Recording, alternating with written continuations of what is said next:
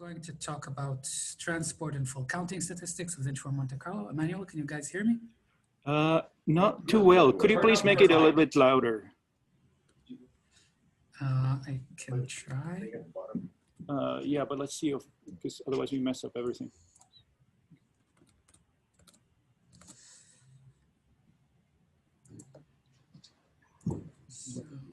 If you just say something, Guy. Can you hear me better now? Say something again. I'm saying something again. I can increase my speaker volume. Okay, no, that's good. Thank you. Okay, let's make sure Zoom doesn't turn it down. Ah, no, okay, there's a Zoom bug. Hold on, I think I know how to solve this. But if you just go back to the presentation, you should be okay. No, but it keeps reducing the volume when I speak. So hold on. It's okay because we've increased it. Okay, fine. I may have to keep increasing it. Okay, well, I think it's okay now. Okay, so is this good? Guys? Yes. Okay, good. Thanks. So let's just go into it. These are my collaborators. And I'll start by a brief introduction to full counting statistics, which Jean-Philippe just mentioned. But I'll give a little classical intro to this for those of you who don't really have an idea of why that's interesting. So let's imagine for a moment that we have a faucet. If we have a really good and ideal faucet, and we have some sort of device for measuring the current through it, we expect that an ideal faucet would just have a constant current as a function of time. But even if your faucet is really perfect and you've eliminated all sources of error, water is actually made of particles. And that means that you're going to have some sort of noise if your detector is good enough. So the fact that you're measuring a current composed of distinct particles means that you will have some sort of noise in your measurement, and that's called shot noise. So this was first thought of by Schottky, who was looking at vacuum tubes, just electrons coming out of vacuum tubes. And what he worked out, what you can work out in just a few lines of algebra, is that if particle events, particle tunneling events, or whatever you're measuring, are completely uncorrelated, they come from a Poisson distribution, then in a Poisson distribution, the variance is proportional to the mean, which is the current in this case. And you can find the proportionality constant. It's just essentially the charge of the particle, or in the case of water, the mass of a water particle, if you're measuring current in mass units. So actually, by measuring not just the current, but also fluctuations in that current, you're able to find something out about the charge carriers that generate that current.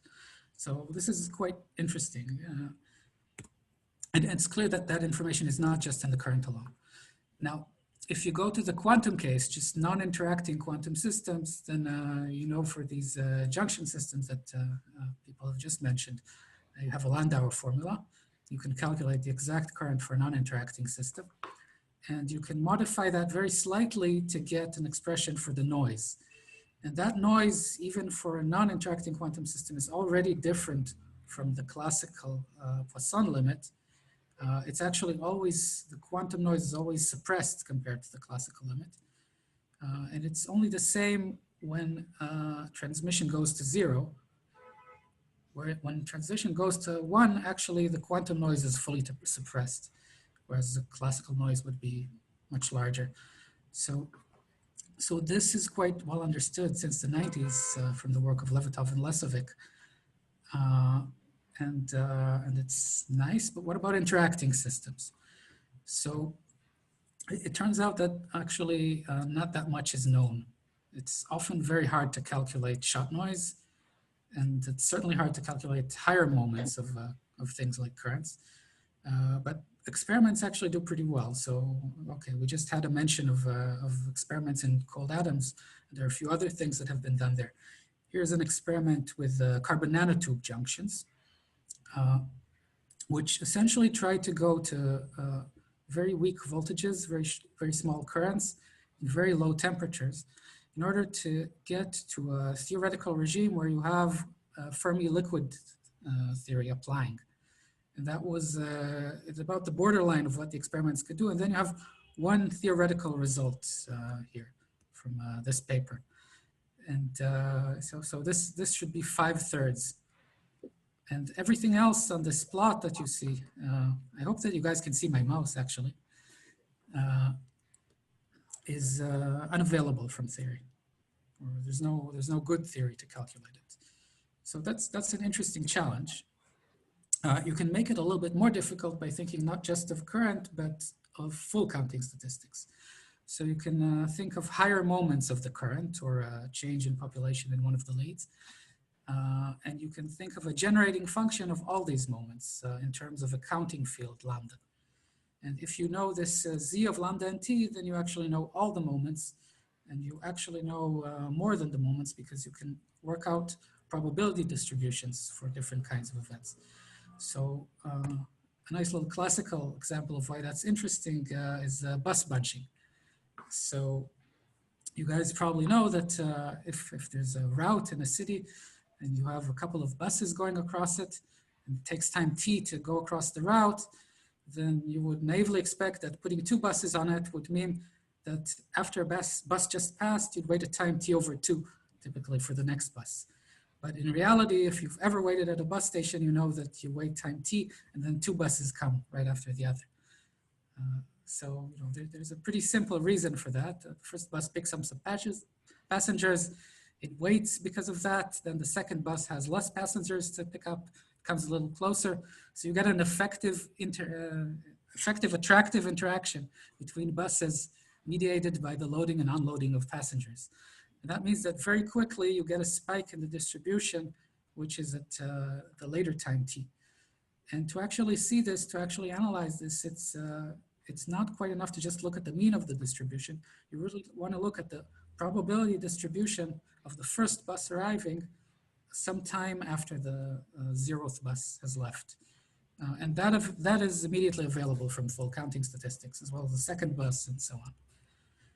So, okay, I hope I convince you that this is sort of interesting. And now I will talk, right? So we have a quite general method for solving for transfer properties of quantum impurity models. I think I don't need to introduce these models here, but think of maybe an Anderson model. Here's an Anderson model. And our method is quantum Monte Carlo in real time. Normally people don't do this because it's a very bad idea to do it in a brute force way. You get what's called a dynamical sign problem. There are a lot of other ways to solve these problems, like energy was mentioned. This has certain advantages. If you do get it to work, then it doesn't really depend on, for instance, whether you're in equilibrium or not. It doesn't care very much about time-dependent fields. So a lot of things that are difficult in the wave function methods are quite easy here. So, okay, so what happens if you do this naively? Here's an Anderson model, which you start, okay, it has 4 states, and I'm plotting the probability of being in each state as a function of time, assuming you started in a magnetized state, and assuming that at time 0, you couple your dot to the leads at some set of parameters. And what you can see is that you get a result, but after a very short time, you get a lot of noise. The analysis you can do is to plot this noise on a log scale as a function of time, and then you can see an exponent. So the noise increases exponentially as a function of time. This exponent is a sign problem. It's how quantum Monte Carlo fails. And we have a method that circumvents this, at least to some degree, at least at some parameters. Okay, it's not completely general, but it seems to be quite general. And this is what I'm going to talk about. So how does this work? Super briefly, because I don't have much time today. We do a Dyson expansion. Okay, in this case, we expand in the dot bath hybridization, but one can expand in other things. So you have a Dyson series with lots of terms at different times. And then you write that as diagrams. So these are the diagrams of the hybridization expansion. And you have this full line. I really hope you guys can see my mouse, which is the full propagator. So this is something like e to IHT averaged over the bath. You have this bare line, which is an analytically calculated thing. In this case, it's the decoupled problem. And you have a vertex, which in this case is an event where an electron is traveling between your dot and your leads. And you can expand a diagrammatic series for the full propagator instead of this, in terms of this bare propagator, and hybridization lines, which are sets of events where an electron goes in at one time, goes back out at another time. And if you sum up all possible diagrams like this, you get the exact propagator. Okay, so if you do this naively, you get a sign problem. In inch-form Monte Carlo, what we do is we express this series for a long propagator over a long time interval, in terms of a propagator over a shorter time interval, a full propagator over a shorter time interval, and bare propagators. And it turns out that we can express a very efficient series in these terms by recycling information from short time propagation. And by doing this, we can essentially evaluate very easily short time propagators, then use them to construct an easy expansion for evaluating propagators at sequentially longer and longer times. And eventually we can get very long propagators, which allow us to evaluate dynamics without a sign problem in many cases. So again, I won't go into this here, but a manual is there and we'll probably be happy to explain it over the next break. Okay, so I was asked to talk a little bit about extensions beyond just the simple Anderson model. So this is a hybridization expansion. So I start from the atomic limit, and initially I solve just the impurity site by itself. So if that has n spins, I have 2 to the n many-body states on that. So it's exponential in the number of spins that I have, or it's 4 to the number of spin half degenerate orbitals. So going from a single Anderson impurity to a double Anderson impurity is a factor of 4 in the Hamiltonian. And that amounts, because we have matrix products in this Hamiltonian in order to calculate things, that amounts to something like a factor of 64 in the calculation. But, so that actually sounds quite bad, right? That sort of makes you want to give up because these calculations are a little bit expensive as it is, but that is total brute force. So by having just say spin as a good quantum number, you can reduce this to like the largest matrix you would have is 6 by 6. And furthermore, this is not actually the dominant contribution in this. So it actually seems like at least going to say 2 impurities or maybe 3 should be possible. We haven't done it yet, okay? What we have done is this same thing in imaginary time, in equilibrium. So in equilibrium, this is a much easier problem. You're not doing this on the Keldysh contour. You don't have the dynamical sign problem. But there are hard problems in equilibrium, multi-orbital problems, where you do have a certain sign problem that is somewhat similar to the dynamical sign problem in nature. And in another project that I won't talk about today, we were able to show that inch-form can largely overcome this in models with 2 impurities. And we have some 3 impurity problems now. So I won't go into detail about this, but this is just the Matsubara or imaginary time Green's function at 3 different temperatures. And as we go down to low temperatures, standard hybridization expansion quantum Monte Carlo breaks down. This is the red stuff here, but inch-form doesn't. And we do it for a model where we have an exact result and a model where we don't.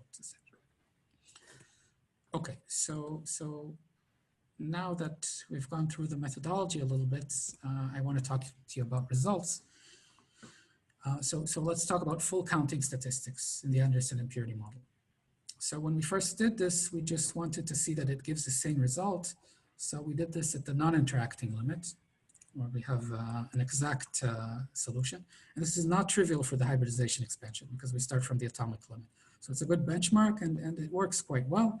So essentially you see this z of lambda as a function of time for a few values of the parameter lambda. And you can see that the periodic on lambda is, the dependence on lambda is periodic. So we take some values between minus pi and pi, and that covers the whole regime. So that essentially tells us that it's sane. And then we can take contour plots. So now this is time, and this is lambda in that same range. And we can see a case where it's non-interacting and a case where it's interacting. In this case, both of these have a voltage applied.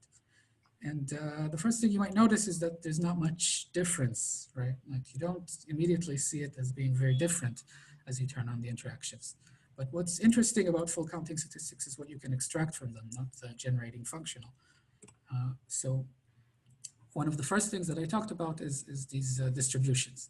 So distributions, the probability of having the number of leads on the left lead change by delta n at time t, that can be extracted from the full counting statistics generating function by taking essentially Fourier components of it. So here's an example where we take the zeroth Fourier component, okay, P0. So this is 1 minus P0 as a function of time in the inset, and the big plots are time derivatives of that, which is called the first passage time distribution. So on top, we have an equilibrium case. And what you can see is that as you go to long times, the probability of having an electron, the number of electrons on the left lead change goes to about 1/2. So it's actually possible that it'll never change. So how can that be? Well, when you're in equilibrium, in this case, you start the dot either fully, doubly occupied or unoccupied. Both your leads are in equilibrium, they're half occupied. And essentially what you would want to do to equilibrate is to just move one electron into the dot. So that could happen from either the left lead or the right lead. So that gives you about that probability of that 1/2. Either an electron will go from the left lead into the dot and then not much else will happen, or one will go in from the right lead and then not much will happen on the left lead. Now, if you start in the magnetized state, you can see that this decays very slowly, right? This will go to 1/2 eventually, but very, very slowly. And if you look at the derivative of this, it has some sort of long tail. So this is essentially the stabilization of the local magnetic moment that you see in the Kondo regime. If I turn up the temperature, I can essentially kill that. You see that you relax quite quickly from the magnetized state. If you're in the unmagnetized state, you can see in the probability distribution and the waiting time distribution how the magnetic moment is essentially stabilized. If you turn on a voltage, any finite voltage, then essentially all of these probabilities will go to 1 at long times. And you see a much smaller Kondo effect. So I won't go deeply into this because I want to show some other things. So that was P0. You can also look at P1, 2, 3, and so on. Right? So this is the probability, that's time-dependent probability that the number of leads, electrons in the left lead has changed by 1 or 2 or 3 and so on. And here I'm applying a voltage, so it's not going to become negative, essentially. There's almost no backflow. And I'm showing in dashed lines non-interacting results and in solid lines interacting results. And what you can see is that the interacting result is always a little bit after the non-interacting result. So that sort of makes sense because once you put an electron on the dot, it's going to repel the next electron.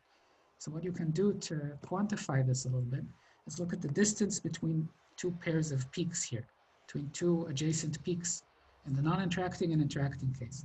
And that gives you a time scale for something like the time between electron tunneling events, but at a single electron level. So in the non-interacting case, this just goes to the inverse dot path coupling, which is the only time scale that you can really have here. In the interacting state, you see that it's larger. So you see anti-bunching, essentially. Electrons are repelling each other. Okay, now they have a Coulomb interaction, so that's not extremely surprising, but it's pretty interesting to see the sort of level of single electron probabilities. Okay, another thing that we did with this is look a little bit at the geometry of the leads. So in a lot of systems for quantum transports, you have ways to tune the leads. You can control the density of states or the coupling density of the leads. And a lot of them, you actually have poor control of the leads and you would like to probe what's going on in the leads. You'd like to know whether you have a good connection and what type of connection you have. And here we took just two very basic models of leads. So this is a 1D lead. You can solve for the coupling density analytically. I also know how to do that in infinite dimensions. In any other dimension, I know how to do it numerically. And for the 1D case, when I change the dot path coupling, essentially controlling the bandwidth, I can go from this wideband picture of the Coulomb blockade diamond, which I think most of you know. So this is the standard Coulomb blockade picture of transport. So, and this is current as a function of a gate voltage and a bias voltage. So if I reduce the bandwidth, I go past a series of these steps to a case where I have almost no transport because my band is very narrow. I don't have band overlaps. Now, all of this is from quantum master equations. So this is a kind of a semi-classical approximation for this, which captures Coulomb blockade quite well. And I'm taking parameters here which are commonly thought to be pretty good parameters for Coulomb blockade, right? U is enormous. The condo temperature here is minuscule, and the temperature is orders of magnitude above the condo temperature. So you don't really expect to have any strongly correlated effects here. This is very much Coulomb blockade.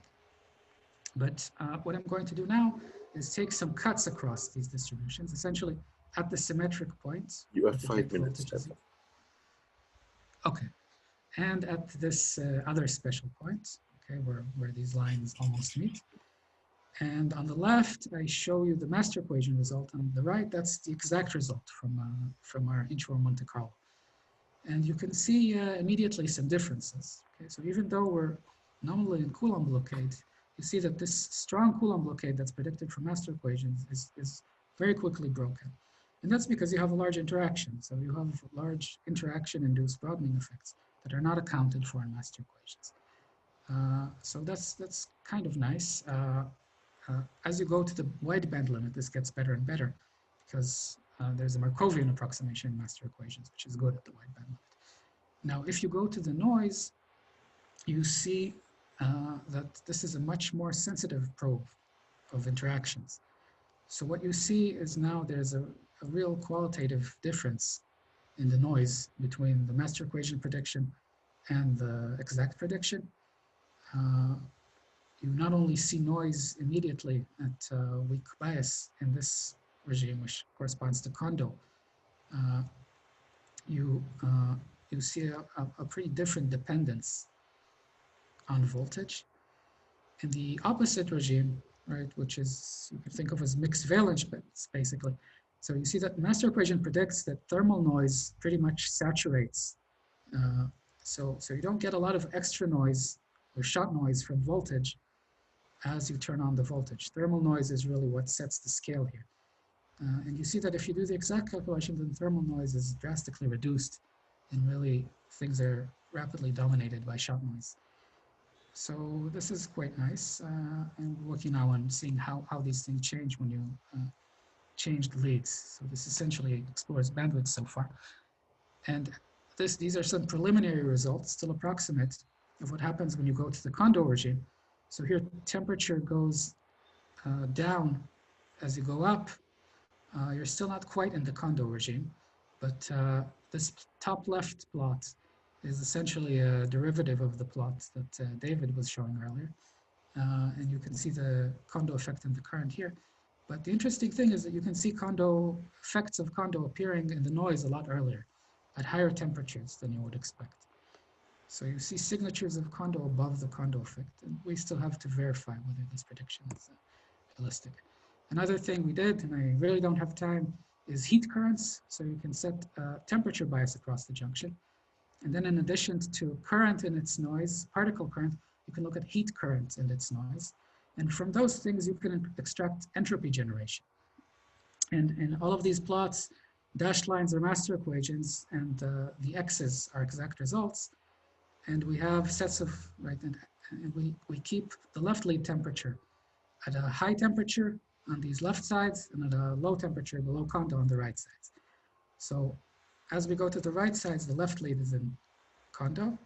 The right lead is maintained at, is changed, right? The ratio between the left and right lead is moved. So essentially, as we go to the right here, we're cooling the right lead, but keeping the left lead at the same temperature. And you know, one nice thing that you can see is that once you extract an entropy generation from these things, master equations give you completely wrong results here. But if you do the exact calculation, then you get you get the physical thing, which is that entropy generation will go up as you go up in temperature. And okay, I think I'm basically out of time, so I'll just pull this up, and I'll say that we have an interesting method that's able to look at these things. I believe Olivier will show another method that is another Monte Carlo method that's able to explore these kinds of spaces, which has some advantages. And we have done a lot of work on full counting statistics. And those of you who are interested in that are welcome to contact us. So thank you.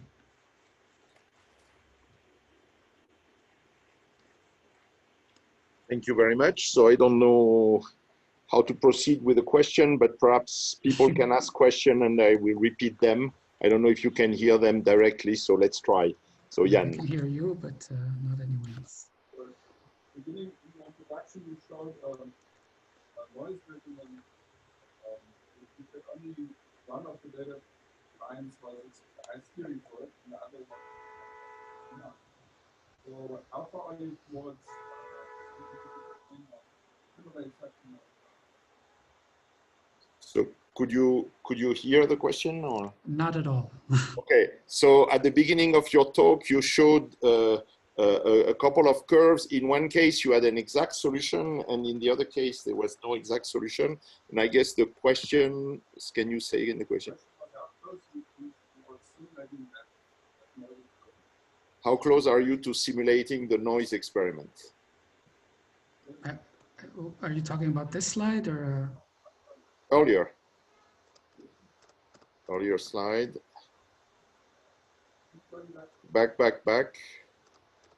Oh, this one, yeah. So this is a tough project. We've gotten pretty close, and I think that we can do actually most of this, but we're not quite able to reach the Fermi liquid.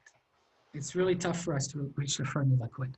And I think that's a better regime maybe for some other methods, right? That would really maybe be something for NRG or maybe for Olivier's method. But we really struggle to get this 5/3.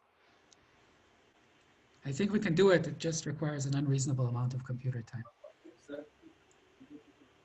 What makes that particular system difficult for you? Well, you have to go to quite long times in order to get a converged steady state, and the signals are small. So what is actually shown here is the first and third components, right? So you have to expand the noise around zero temperature and zero bias as a function of the voltage. Okay, so you have to take the term proportional to V and the term proportional to V to the third. And you have to do that at very small voltages, which means very small currents. And that means that our signals are small. So for us to resolve this is difficult. Are there other questions or comments? David? So I suspect, based on what you said about the Fermi liquid case, that this would not work. But what if you extend this to the two-channel Kondo situation, where if you send in an electron, you should send out a spray of electron hole pairs? So I don't know if you heard. Yeah, I think I heard that one. Yeah. Okay, good. So I'm not sure about the two-channel Kondo. I mean, first we have to add an additional impurity. But certainly deep in Fermi liquid regimes, we have a problem. But it's a question of what you're looking for. This particular thing is just a very small signal. It might be that something else is easier to measure. We can certainly see Kondo peaks clearly. We can see Kondo physics in many ways. This particular question about the noise is complex. Other questions or comments? Okay, if not, I have one. I mean, you mentioned that you can extend it to multi-orbitals and so on. Can you extend it to, I would say, not 0D structure, like a chain, for example, or other systems like this between the reservoirs? So adding more impurities, adding more interacting sites is exponentially hard in this particular expansion, right? So we can't do more than 2 or 3. We might be able to add something like leads which are Luttinger liquid, and this is a project that Moshe Goldstein, who I was not supposed to be in this conference. Okay, yeah. and I are working on. Yeah, in general, this is the kind of expansion where you really can only do impurities. What we could do approximately is dynamical mean field theory. And then you could approximately treat larger systems, but it's still impurity physics. Are there other questions? Yes.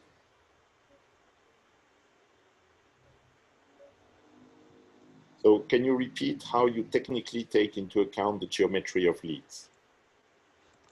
Yeah, so the way that it works in Inchworm is that the leads come in as a hybridization function. So these hybridization lines essentially are a function delta of omega and t, of delta of omega and some sort of site index. So what we do actually is we solve a non-interacting problem of the separate leads, which is very easy to do. And from that, we essentially extract the Green's function at this point, and that gives us all the information that you need in order to propagate the equations of motion. So we can take essentially an infinite number of lead sites and any lead geometry as long as it's not interacting. Okay, unless there is a very pressing question, I think it's time to close the session, and thanks all the speakers.